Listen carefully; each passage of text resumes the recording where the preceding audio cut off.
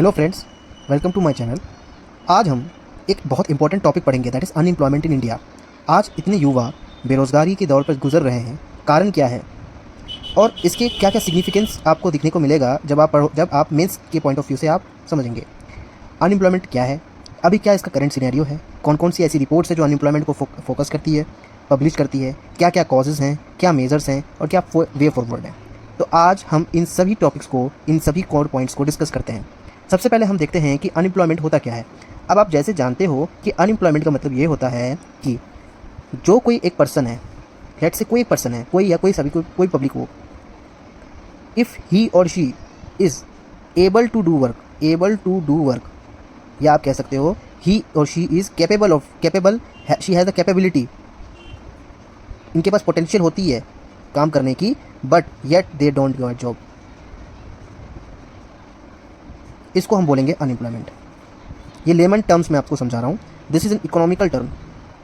Economics में unemployment का definition ये होता है कि कोई भी पर्सन है, ही और she is able to do work but he और she don't get the job. तो अनएम्प्लॉयमेंट इन इंडिया में सबसे पहले जो टॉपिक है वो अनएम्प्लॉयमेंट, उसके बारे में आपको मैंने समझा दिया। अब हम दूसरा को पकड़ते हैं, दैट इज़ करंट सिनेरियो। अभी क्या चल रहा है। अभी अगर आप देखोगे कि हाल फिलहाल में एक रिपोर्ट आई है, अगर आप देखोगे कि रिपोर्ट्स आपको मिलेंगी और वो रिपोर्ट्स ये दर्शाती है कि भारत में अनएम्प्लॉयमेंट कितना है और कैसे कैसे अनएम्प्लॉयमेंट इन इंडिया पहले कितना था, अब कितना है। ये सारे के सारे डिस्कस करती है कौन सी, ये रिपोर्ट्स। अब ये रिपोर्ट्स को आपको कैसे लिखना है मैं आपको समझाता हूँ। आप एक चार्ट बना सकते हो, दिस इज टेबल।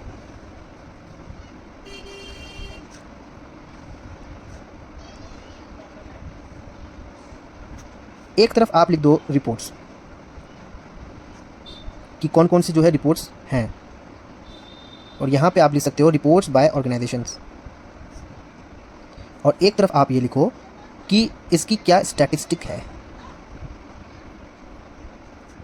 तो रिपोर्ट्स में आप कौन कौन सी रिपोर्ट्स आप इस्तेमाल कर सकते हो। सबसे पहला आप गवर्नमेंट की रिपोर्ट से ही आप स्टार्ट करें।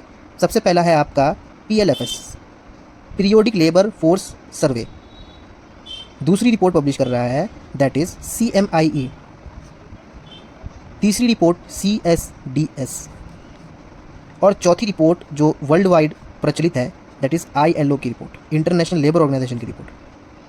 PLFS के तहत अनएम्प्लॉयमेंट रेट क्या कहता है कि दैट इज़ 57.3%। CMI की तहत बोलता है 44.3%। CSDS कहता है कि 62% लोग ये मानते हैं that is unemployment in India, क्योंकि CSDS की रिपोर्ट्स स्पेशली एक सर्वे करती है कि कितने लोग ये मानते हैं कि अनएम्प्लॉयमेंट इन इंडिया हैं। तो लोग मानते हैं 62% लोग, ये अलग रिपोर्ट पब्लिश करते हैं। दूसरा है आप जो मेन इंपॉर्टेंट है आपका, वो है ILO। ILO क्या है, इंटरनेशनल लेबर ऑर्गेनाइजेशन के तहत 83% लोग जो है वो अनएम्प्लॉयड है। तो ये अगर आप स्टैटिक्स जानते हो तो आप इसको आंसर राइटिंग में भी इस्तेमाल कर सकते हैं।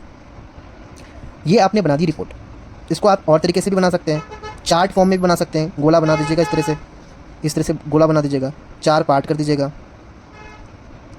इसमें आप डिफरेंट ऑर्गेनाइजेशन के बारे में लिख करके इसका, और डायरेक्ट इस तरह से उसके परसेंटेज आप भी नोट कर दीजिए। तो ये आपकी रिपोर्ट्स हो गए। उसके बाद आपके कॉजेज़ आते हैं कि क्या क्या कॉजेज़ हैं, इस कॉजेज़ को भी आपको कैसे लिखना है। तो अब हम कॉजेज़ ऑफ अनएम्प्लॉयमेंट की बात करते हैं। जैसा कि आप देख रहे हैं कि यहाँ पे 5 तरह के कॉजेज़ आपने दिए हैं: political cause, social cause, economical cause, environmental cause और अदर्स। पॉलिटिकल कॉज में सबसे पहला मैंने कॉज बताया है कि लैक ऑफ फंडिंग स्किल्स है। इन स्किल्स आपको पता है कि स्किल्स अपलिफ्टमेंट में जो फंडिंग है वो बहुत कम है गवर्नमेंट की तरफ से। पॉलिसी दैट इज़ स्कीम्स वगैरह भी बहुत कम है। पॉलिटिकल वेंडेटा भी एक तरह का क्रिएट हो जाता है कभी कभी, खासकर ये होता है चुनाव के टाइम पर, जब आपको किसी से पुरानी दुश्मनी होती है किसी पर्टिकुलर पॉलिटिकल पार्टी से, तो ये क्रिएट हो जाता है, जिसकी वजह से अनएम्प्लॉयमेंट में भी आपको असर पड़ेगा। और सेंट्रल स्टेट में जो टसल है वो भी आपको दिखेगी। सोशल में आपको लिखना है आपको कि किस तरह से स्किल्ड लेबर बहुत लो है, लैक ऑफ क्वालिटी एजुकेशन है, पॉवर्टी है, ये सब सारे फैक्टर्स हैं आपके सोशल में। इकोनॉमिकल में आप देख सकते हो कि किस तरह से FDI वगैरह लो FDI आ रहा है। क्यों हो रहा है? क्योंकि हमारे पास फिजिकल इंफ्रास्ट्रक्चर कम ही है, रेमिटेंस कम आ रहा है, जो लेबर वर्कफोर्स है वो बाहर जा रहे हैं, जिसके वजह से उनकी इकोनॉमी बूस्ट हो रही है, हमारी नहीं हो रही है। आप फिर लिख सकते हैं इन्वायरमेंटल पे, कोविड का केस हो गया, एयर पॉल्यूशन वगैरह हो गया, ये आप कुछ केसेस हैं, कॉजेज़ हैं। अदर्स में आप लिख सकते हो कि आप पेपर लीक वगैरह का कॉन्सेप्ट बहुत आ रहा है। आपको पता है कि हाल फिलहाल में बीपीएससी ट्री का जो टीचर रिक्रूटमेंट एग्ज़ाम है वहाँ पे लीक हुआ, यूपी कांस्टेबल का लीक हो रहा है। तो इसकी वजह से जो युवा हैं, क्योंकि आपको पता है कि युवा सबसे ज़्यादा जो यंग पॉपुलेशन है वो इंडिया में ही है। एवरेज अगर आप देखोगे इंडिया की पॉपुलेशन एवरेज एज कितनी है, 28.4 ईयर्स है एवरेज एज। फिर आप लिख सकते हो कि यूनिकॉर्न कंपनी नहीं है या फिर बहुत ज़्यादा डिक्लाइन हो रही है, जैसे एग्जांपल के तौर पर फ्लिपकार्ट हो गया, बायजूस हो गया। तो ये सारे के सारे क्या होते हैं, these are the causes of unemployment. अब हम मेजर्स की बात करते हैं। जैसा कि आपको पता है कि हमने मेजर्स को भी 5 कैटेगरी में डिवाइड किया है। पॉलिटिकल मेजर्स क्या क्या हैं, सोशल मेजर्स क्या क्या हैं, इन्वायरमेंटल मेजर्स क्या क्या हैं, इकोनॉमिकल मेजर्स क्या क्या हैं, और कुछ मिसलिनियस मेजर्स हैं वो भी हमने डिस्कस किया है। पॉलिटिकल मेजर्स में आप लिख सकते हो कि गवर्नमेंट को न्यू पॉलिसीज़ बनानी ज़रूरी है, फ्रेम करना ज़रूरी है, जो रिफॉर्म है वो बहुत ज़रूरी है। फोकस करना पड़ेगा एलएफपीआर में लेबर फोर्स पार्टिसिपेशन रेट में।